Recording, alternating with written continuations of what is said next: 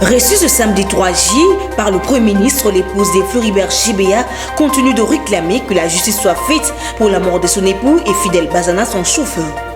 Le renouvellement de toutes mesures de riposte contre la Covid-19, les terrasses, bars et boîtes de nuit resteront fermées, a fait savoir le chef du gouvernement lors de la tenue du Conseil des ministres. Plusieurs cas litigés ont été décelés dans les fichiers de référence de l'administration publique, a annoncé le vice-premier ministre, ministre de la fonction publique, toujours à la tenue du Conseil des ministres le vendredi 10 juillet 2021. Et puis la cérémonie de la décoration de médailles civiques aux inspecteurs cadres et agents de l'IGF a eu lieu le vendredi 10 juillet 2021. Voilà tout pour les titres, restez branchés pour le développement.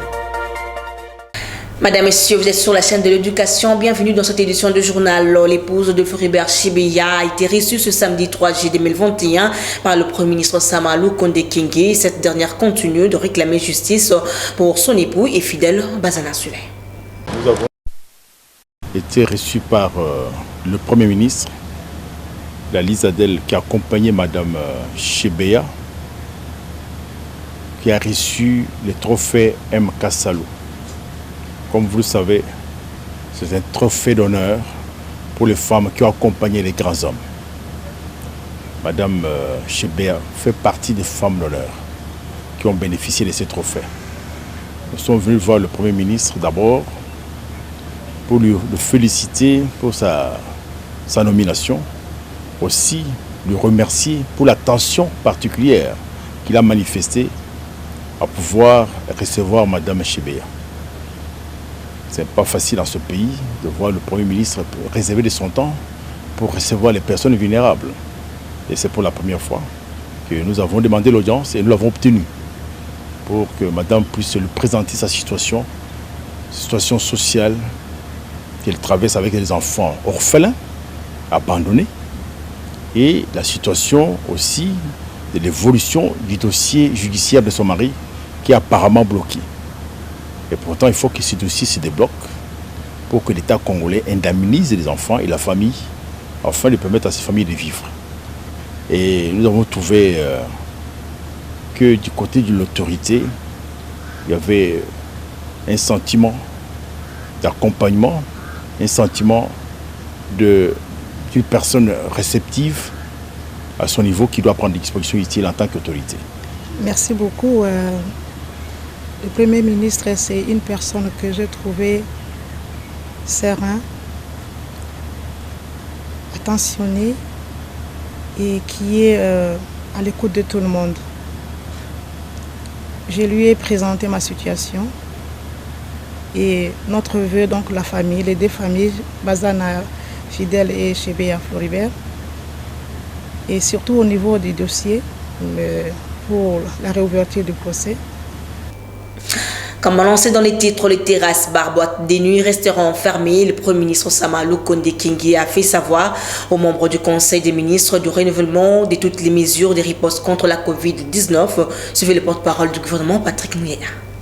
Au démarrage de cette 10e réunion du Conseil des ministres, le Premier ministre chef du gouvernement a exhorté les membres de son équipe à rester concentrés sur le programme d'action du gouvernement dont les priorités majeures sont: au plan politique, il s'agit des efforts pour la restauration de l'autorité de l'État et le retour de la paix dans la partie est de notre pays, l'instauration d'un État de droit et le respect des droits humains, l'organisation d'un recensement général pour permettre aux Congolais de disposer d'une carte d'identité et enfin l'organisation d'élections à bonne date. Au plan économique, il est question de la diversification de l'économie, de la maîtrise du cadre macroéconomique, de l'amélioration du climat des affaires et de la relance de la production, notamment par l'agriculture. Au plan de la reconstruction, la réhabilitation et la construction de routes, des ponts et autres édifices, la protection de l'environnement, de nos forêts. Au plan social, la poursuite du programme de gratuité de l'enseignement, pilier du quinquennat, et la couverture universelle de santé. Abordant le point sur la pandémie à Covid-19, à l'expiration du délai de 15 jours des mesures prises pour contrer la propagation de la Covid-19 à la suite de l'allocution du président de la République, le Premier ministre a informé le Conseil du renouvellement de toutes les 19 mesures de riposte annoncées au terme du Conseil de ministres du 18 juin 2021. Abordant le point relatif aux récents attentats terroristes survenus à Béni, le Premier ministre a particulièrement attiré l'attention du Conseil sur le changement des méthodes et les recours à des tactiques terroristes pour monter la peur dans la population. Cette attitude, en réaction à la pression de nos forces armées, pousse le gouvernement à accroître le soutien à nos forces armées et à nos services de renseignement pour poursuivre tous ces terroristes. Dans le même registre, le gouvernement salue la tendance haussière de recettes publiques amorcée depuis avril dernier. Pour le mois de juin, les régies financières ont mobilisé 938,5 milliards de francs congolais, soit 129% de taux de réalisation par rapport aux provisions de 795,3 milliards de francs congolais. Le ministre des Finances a fait état de la situation globale de la trésorerie durant le premier semestre 2021. La mise en œuvre rigoureuse des mesures de mobilisation accrue des recettes publiques ont eu pour conséquence la consolidation de la tendance haussière enclenchée depuis le mois d'avril dernier. En effet, il a démontré, chiffre à l'appui, que du 1er au 30 juin dernier, les recettes mobilisées par les régies financières ont été de l'ordre de 938,5 milliards de francs congolais, soit 129% par rapport aux prévisions, évalué à 795,3 milliards de francs congolais. De cette enveloppe, la Direction générale des impôts a mobilisé 474,5 milliards de francs congolais avec un taux de réalisation de 150%. La Direction générale de douane et accises a collecté 266,2 milliards de francs congolais avec un taux de réalisation de 126%. Et la Direction générale de recettes administratives, judiciaire et des participations DGRAD a généré 197,7 milliards de francs congolais avec un taux de réalisation de 100%. Le Conseil de ministres a salué cette performance. Pour clore son propos, le ministre des Finances a tenu à informer le Conseil de la tenue prochaine du Conseil d'administration du Fonds monétaire international qui sanctionnera les discussions qui ont eu lieu il y a quelques mois entre les experts du Fonds monétaire international et le gouvernement congolais, et pour lequel la République démocratique du Congo a déjà rempli tous les critères quantitatifs. Ce conseil se tiendra le 15 juillet prochain à Washington. Et dans le reste de l'actualité, nettoyage du fichier de la paie des agents publics, le vice-premier ministre, ministre de la fonction publique, Jean-Pierre Liao-Denis, la première vague de doublons, cumulard agents fictifs et détenteurs de faux matricules qui font perdre au trésor public environ 20 millions de dollars américains par mois. Suivez-le. Le vice-premier ministre, ministre de la fonction publique, modernisation de l'administration et innovation du service public, a livré au Conseil de ministres des informations portant sur le point ci-après. 1. La maîtrise des effectifs et la masse salariale. 2. Le mouvement du personnel au sein de l'administration publique. 3. La modernisation de l'administration publique. 4. Les rajeunissements et la mise à la retraite. S'agissant de la maîtrise des effectifs, le vice-premier ministre, ministre de la fonction publique, a annoncé au Conseil que plusieurs cas litigieux ont été décelés dans les fichiers de référence de l'administration publique. Il s'agit entre autres des cas des doublons, des cumulards, d'agents fictifs et autres détenteurs de faux matricules qui font perdre au trésor public plus ou moins 20 millions de dollars par mois. Il a annoncé qu'à cet effet, une commission a été mise en place sous sa propre coordination, au fin d'une part de certifier les cas précités de fraude et d'autre part de s'atteler à une remontée sécurisée des données des agents et fonctionnaires de province vers le fichier central. Toujours sur ces dossiers, ce qui va dans le sens de la rationalisation des dépenses publiques, le vice-premier ministre, ministre de la fonction publique, a reçu les encouragements du Conseil et les félicitations du Premier ministre chef du gouvernement. Aussi, décoration de médailles civiques aux inspecteurs cadres et agents de l'inspection générale de finances. La cérémonie a eu lieu le vendredi DG 2021 en présence du numéro 1 de l'UGF, Jules Alinguete. Reportage. Il a plu au grand chancelier des ordres nationaux, le président de la République, Félix-Antoine Tshisekedi de reconnaître les bons et loyaux services rendus à la nation par l'inspection générale de finances.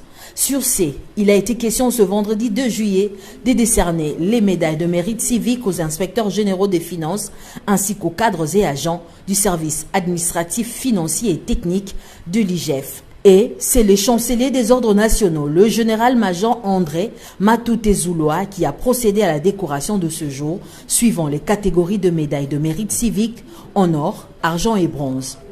Les heureux promus se sont distingués par leur travail avec un bon rendement appuyé par leur expérience. Chacun a dans son dossier un extrait de casier judiciaire vierge, chose qui prouve à suffisance la qualité de travail qu'a l'IGF dans le contrôle d'audit supérieur des finances publiques, apprécié de tous. Le premier à être décoré avec un médaille d'or, l'inspecteur général de finances, chef de service, Jules Alinguet-Tekei, qui trouve par cet acte un motif d'encouragement, de motivation pour continuer à persévérer dans cet élan. Nous voudrions prioritairement remercier Son Excellence, Monsieur le Président de la République, chef de l'État, les grands chanceliers des ordres nationaux, pour cette marque de reconnaissance à tout le travail de l'Inspection générale des finances. C'est pour nous l'occasion de dire que l'Inspection générale des finances reste et restera mobilisée pour accompagner le gouvernement de la République dans la mobilisation des recettes ainsi que dans la rationalisation de la gestion publique. Nous restons mobilisés. Cette reconnaissance, loin de nous donner des ailes, elle va nous permettre de doubler d'ardeur pour que nous puissions rendre à la nation ce dont elle attend de nous. Un échantillon de lauréats au nombre desquels les femmes et hommes inspecteurs, cadres et agents de l'inspection générale des finances ont été tous décorés par le chancelier des ordres nationaux. De 1987 à nos jours, l'IGF, bien que faisant bien son travail, l'on remarque en cette dernière année, sous le régime de Jules Alinguet-Tekei, une distinction dans les actions inédites de contrôle des gestions de finances publiques. Direction Assemblée nationale, le président de cette chambre basse du Parlement, Bossoko Dia, a échangé le vendredi DG 2021 avec l'ambassadeur du Royaume du Maroc. Ce dernier était porteur d'un message du président de l'Assemblée nationale marocaine. Suivez-le. Vous avez remarqué que c'était vraiment très court parce que Monsieur le Président et mon cher frère a bien voulu me recevoir. Je viens de lui remettre en main propre un message de son homologue, le président de l'Assemblée nationale marocaine. Et ça rentre bien sûr toujours dans le cadre de la consolidation des relations, aussi bien bilatérales que sur le plan continental. Et à chaque fois qu'on me pose cette question, je m'en réjouis parce que ce sont des relations excellentes, basées sur des liens historiques. Autre chose, devant la presse à Goma, le chef de l'État, Félix-Antoine Tshisekedi Tshilombo, a déclaré que Vital Kamerhe est quelqu'un de sérieux et de correct et qu'il est convaincu qu'il jouera à nouveau un rôle dans ce pays. On l'écoute. Vital Kamerhe, c'est mon frère. Je suis totalement désolé de ce qui lui arrive, affecté aussi. Je ne l'ai pas voulu, contrairement à certains dires mal intentionnés. Je ne l'ai pas voulu. Dès le départ de cette affaire, je vous rappelle d'ailleurs, c'est au sein d'un conseil de ministres que c'était parti à l'époque du Premier ministre Ilunga Ilunkamba. C'est lui d'ailleurs qui avait sorti le problème ouvertement en séance. Puis le ministre de la Justice de l'époque a renchéri en disant, Monsieur le Président, ce que vient de dire le Premier ministre ne vaut même pas une instruction de votre part. Dès demain, je saisis la justice. Ce jour-là, ce conseil n'avait pas été couvert par mon directeur de cabinet habituel, c'est-à-dire Vital Kamerhe, mais c'était un de ses adjoints. Et donc, après, je l'ai fait venir, je lui ai posé la question, je lui ai dit, tiens, on a parlé des fameuses maisons qu'on a à construire dans ce programme des 100 jours. Est-ce que c'est notre affaire? Il a dit non, c'est pas notre affaire. J'ai dit bon, ça va. Donc, que la justice fasse son travail. Et malheureusement, de fil en aiguille, on en est arrivé là.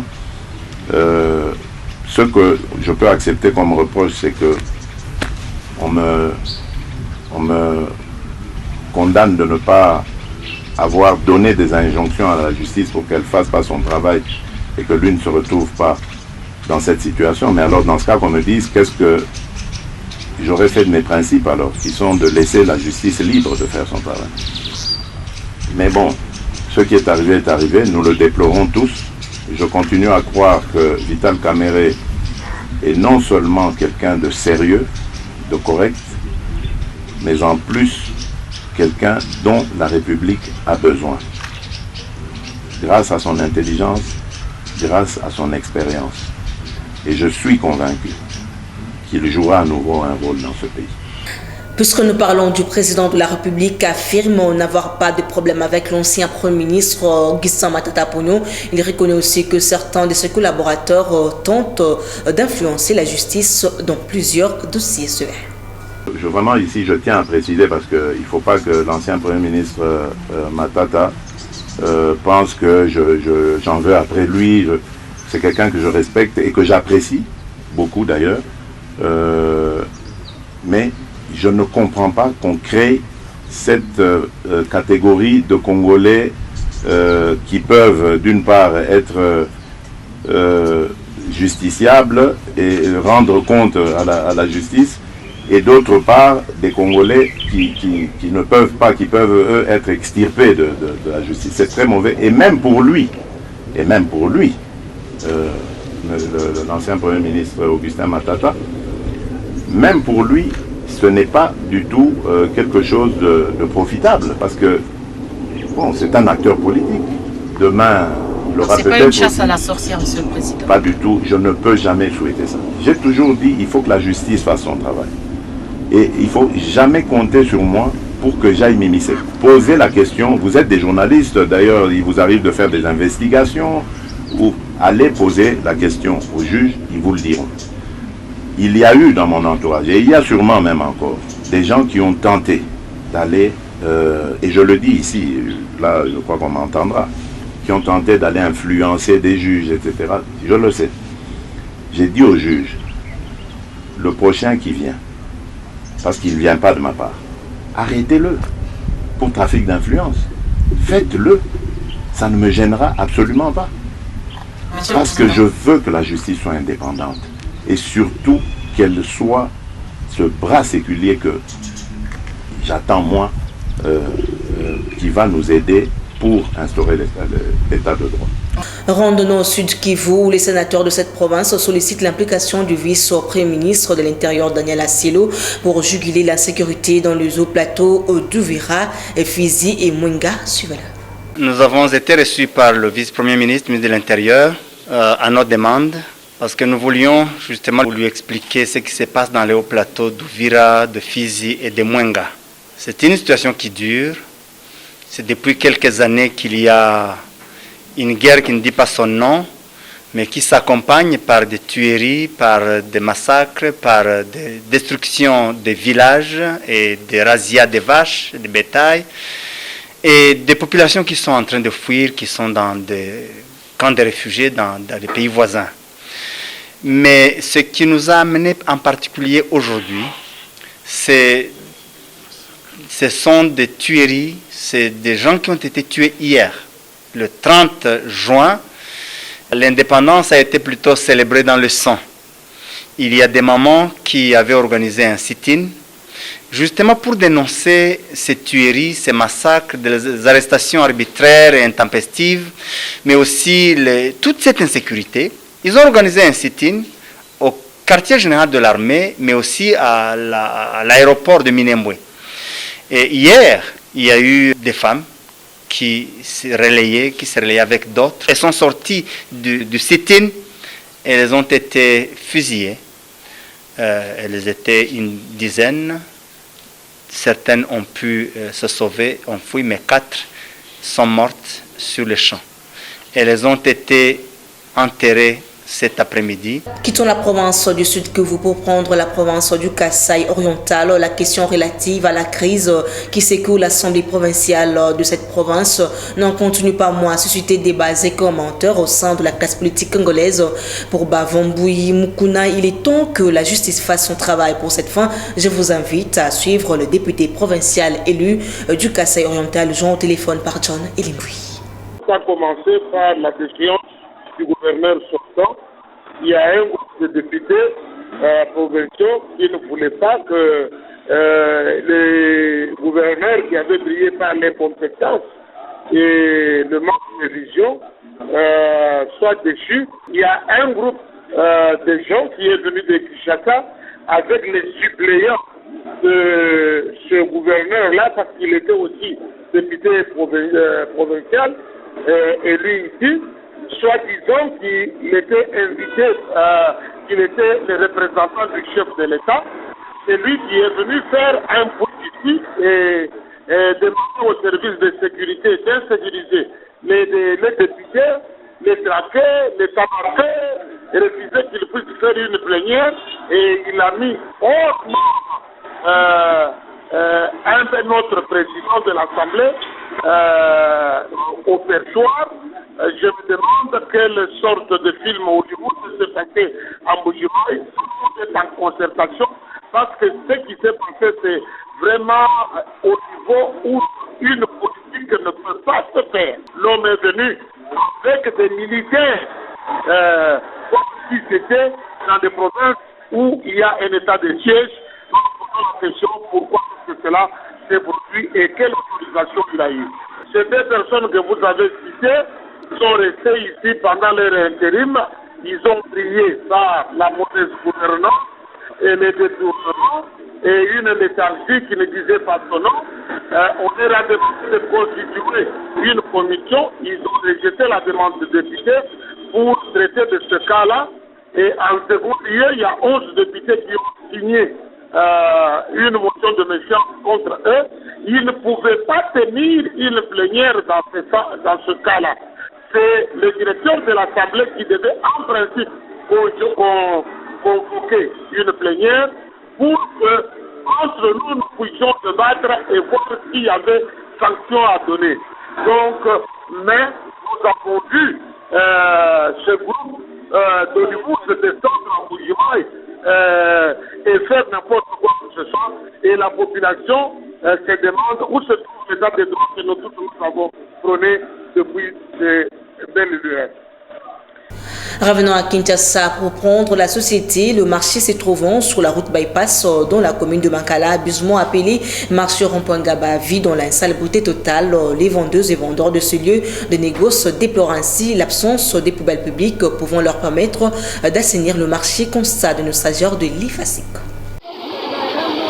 Les vendeuses et vendeurs du marché Rond-Point-Gaba se plaignent de l'insalubrité qui traîne dans ce marché, exposant ainsi ces derniers à de nombreuses maladies, surtout en cette période de la Covid-19. Déficient de ces surpassés, ces vendeurs se disent plutôt être toujours en ordre avec leurs factures de taxes et assainissement.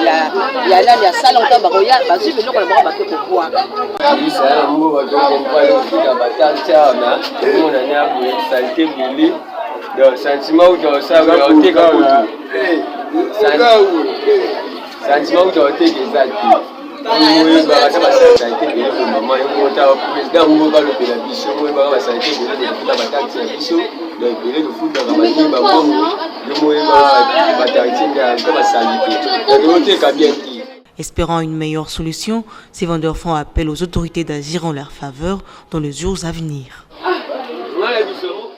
Dans le même registre, les usagers de l'avenue Popo Kabaka dans la commune de Kalamou lancent le cri d'alarme en ce qui concerne la détérioration de ce tronçon. Suivez les constats réalisés par nos stagiaires de l'IFASIC une fois de plus.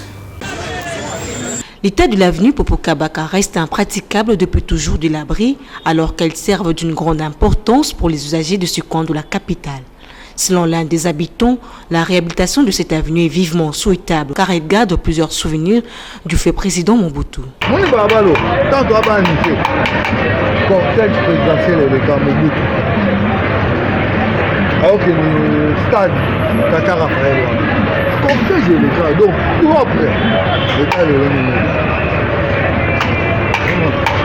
Par ailleurs, les autres invitent les autorités compétentes de commencer d'abord par curer les caniveaux pour rendre libre la chaussée. Notre bourgmestre avait eu une bonne initiative de vouloir arranger Macadam, mais le problème est que il a commencé d'abord à faire sans pour autant que Macaniveau. C'est-à-dire que la normalité à Banzela, tant que ça fait, c'est pas comme ça Macaniveau, parce que ce qui nous les bêtes, moi, il y a autre chose à Macadam. Il faut souligner que l'hôtel de ville avait commencé récemment les travaux de réhabilitation de cette avenue, chose qui n'a pas abouti. Et pour clore avec cette édition du journal à Mongafula, précisément au quartier Kimbondo, sur la route Kimwenza, les érosions ne cessent de menacer la population de ce coin de Kinshasa. Je vous invite à suivre le constat réalisé par nos stagiaires de l'IFASIC. La route 7 km qui mène la population de Kimwenza vers le rond-point Gaba et l'université de Kinshasa s'est transformée en une érosion qui ne dit pas son nom il y a de cela 3 mois passés. Ceci causé par les eaux des pluies abattues dans la capitale. C'est ainsi que ces habitants de ce coin, fatigués de la situation, crient aux oreilles des autorités compétentes. Pour